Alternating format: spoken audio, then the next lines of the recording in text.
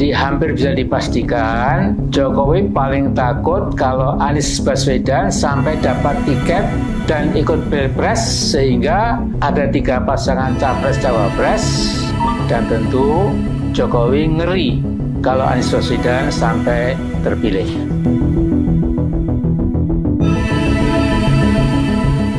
Nah, di sini Mbak Amin Rais saat ini membongkar, yaitu ketakutan dari Presiden Joko Widodo. Wow, kira-kira takut apa ya? Nah, dari sini ternyata Amin Rais menyebut jika ketakutannya Presiden Joko Widodo yaitu ketika Anies Baswedan bisa menjadi presiden. Nah, di sini yaitu Mbak Amin menyebut ketar-ketir Presiden Joko Widodo jika Anies Baswedan menang. Ini menurut saya sangat ngakak sekali, dimana pada waktu itu ketika viral People Power, Anda masih ingat, yang datang cuma segelintir, seolah-olah Mbak Amin itu pede, banyak dukungan, tetapi ternyata kenyataannya yang mendukung Mbak Amin Rais melakukan People Power ya hanya segelintir orang saja. Tetapi ketika Presiden Joko Widodo berkunjung dimanapun tempatnya, tidak hanya di Solo, tidak hanya di Jakarta, dimanapun Presiden Joko Widodo melakukan kunjungan di berbagai daerah, terlihat sambutannya sungguh sangat luar biasa. Itu menunjukkan apa? Menunjukkan Mbak Amin Rais itu sudah tidak didengar lagi. Sudahlah, cukup. Apa ini akan mendekati pilpres? Apa ini mendekati pileg? Maka Mbak Amin Rais selalu berkoar-koar seperti ini. Akhirnya untuk menaikkan elektabilitasnya. Tetapi ingat Mbak Amin, masyarakat saat ini sudah cerdas, tidak mau terpecah belah, tidak mau terprovokasi. Apalagi juga kepercayaan terhadap Presiden Joko Widodo mencapai 90%. Jadi menurut saya yang ketar-ketir itu bukan Presiden Joko Widodo, melainkan Mbak Amin Rais yang ketar-ketir. Karena kalau besok Partai Umat tidak masuk di parlemen, ya jadi tidak bisa mewakili apapun. Jadi masyarakat saat ini sudah cerdas dalam memilih pemimpin. Betul kata Anies Baswedan pada waktu itu, kalau memilih pemimpin lihat rekam jejak. Masyarakat saat ini juga sudah cerdas dalam melihat rekam jejak para pemimpin untuk memimpin bangsa ini. Jadi di sini narasi Mbak Amin menurut saya yang ketar-ketir ya Mbak Amin Rais sendiri. Ini bahkan juga dikomentari oleh Ruhut Sitompul. Hahaha, yang ketar-ketir sih tua ompong peyot sudah 25 tahun jadi pengangguran politik, yang didukung semua kalah. Malu dong, modalnya hanya nyinyir dan ngebacot merdeka. Nah, pada saat yang lalu memang sih dukungan Mbak Amin Rais kepada Pak Prabowo Subianto di 2 periode itu juga kalah, seperti di Pilpres 2014 dan bahkan Pilpres 2019 itu didukung Mbak Amin Rais, itu kalah. Tetapi saat ini dukungan Mbak Amin Rais mengalih ke Anies Baswedan. Ya, kita tunggu saja besok. Apalagi di setiap hasil survei elektabilitas Anies cenderung stagnan dan cenderung turun. Bahkan yang kemarin pada saat menjabat Gubernur DKI Jakarta saja, program-program dari Anies Baswedan pada saat kampanye kemarin ya juga realisasinya berapa persen dan tidak sesuai yang diharapkan oleh masyarakat. Nah, seperti ini video dari Mbak Amin Rais.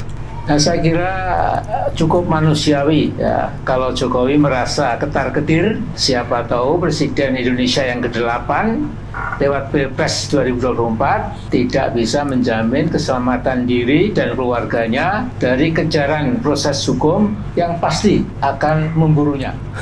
Ini menurut saya sangat halu sekali ya Mbak Amin Rais ini. Sangat lucu sekali, sangat lucu. Memang apa sih kejahatan dari Presiden Joko Widodo? Kalau memang ada kejahatan segera dilaporkan lah. Apalagi kemarin juga ada yang melaporkan ke KPK, tetapi KPK membantah karena tidak ada bukti dan juga saksi-saksi. Ya, kalau memang ada bukti-bukti, ya langsung dilaporkan karena Presiden Joko Widodo juga menekankan ini adalah negara hukum. Jika mempunyai bukti, saksi, dan apapun segera dilaporkan lah. Makanya tidak usah keluar-keluar di sini memprovokasi. Ini kalau menurut saya sih bentuk provokasi ya. Untung saja loh netizen-netizen dengan adanya pengalaman-pengalaman kemarin pada Pilpres 2014, Pilpres 2019, dan Pilkada 2017.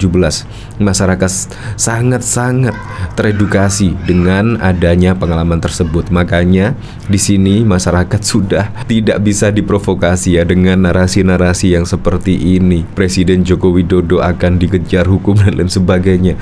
Menurut saya sangat lucu.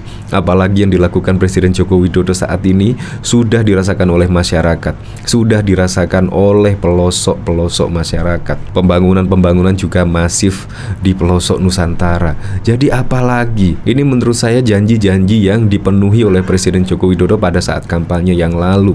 Hilirisasi nikel, hilirisasi tambang-tambang saat ini juga sudah dimulai, dan bahkan juga hilirisasi nikel pada waktu itu juga sudah mulai dan membuat negara untung ratusan triliun. Kurang apa coba? Nah, dari sini saya penasaran, kira-kira komentar-komentar dari para netizen menanggapi Mbah Amin Rais ini kira-kira seperti apa ya? Menurut saya banyak yang mencibir lah. Apalagi juga jalan kaki Jogja-Jakarta, ya itu menurut saya belum terpenuhi. Nah, dari sini yaitu bocah tua ini memang gak punya sopan. Bang, kami waktu zaman Pak Harto dia berorasi kumpulkan 50 atau 100 pemuda di depan, maka siap melawan kezoliman. Ternyata dia kabur duluan ketika polisi datang bawa senapan dan gas air mata. Itulah kenapa dijuluki Sengguni. Itu waktu di UGM Jabar Soeharto. Cerita Gede Kopi ya gini, kebanyakan berandai-andai, gelandangan politik sampai gak izin apa ya, anak putu, mantu dan bojone delok iki. Kalau nggak ada Amin Rais dan kawan-kawan, mungkin sekarang kan udah dipijak-pijak rezim Soeharto. Diam kau penjilat. Emang tahe ngomong apa Pak tua yang sudah ya dungu banget follower 2,3 juta yang nge-like 86 orang doang. Ini apa perbedaan Adis dan Jokowi? Kalau Adis karirnya panjang, kalau Jokowi hidungnya ya. Kalau saat ini kalau orang menilai, menurut saya kepemimpinan di zaman Presiden Joko Widodo lah. Menurut saya perubahan banyak yang terjadi. Apalagi di 2 periode saja Presiden Joko Widodo sudah bisa mewujudkan yaitu kereta cepat LRT MRT di tangan Presiden Joko Widodo, dan masih banyak lagi pembangunan jalan tol yang ribuan kilometer jalan nasional. Banyak lagi program-program dan kebijakan Presiden Joko Widodo yang saat ini bisa dirasakan oleh masyarakat. Jadi menurut saya ya seharusnya didukung lah, bukan malah membuat narasi-narasi yang menurut saya malah orang antipati lah, yaitu untuk memilih Amin Rais. Apalagi saat ini juga Amin Rais diketahui penggagas Partai Umat. Seharusnya narasi-narasi seperti ini yang memakai data-data lah. Memakai data-data, jangan asal cuap-cuap. Kalau memang ada bukti dan saksi ya segeralah dilaporkan ke pihak kepolisian jika ada bukti-bukti dan apapun yang menunjukkan tuduhan Amin Rais itu benar. Jangan cuma cuap-cuap aja tetapi tidak ada bukti dan lainnya, tidak ada data-data dan lainnya. Karena masyarakat saat ini juga sudah cerdas dalam menyimpulkan ini benar atau tidaknya. Ya, saya berharaplah semoga saja Pilpres ke depan 2024 tidak ada gesekan yang berarti, tidak ada polarisasi, tidak ada provokasi dan lain sebagainya. Ketika kita melihat suatu berita harus dicek terlebih dahulu kebenarannya. Jangan langsung ditelan mentah-mentah.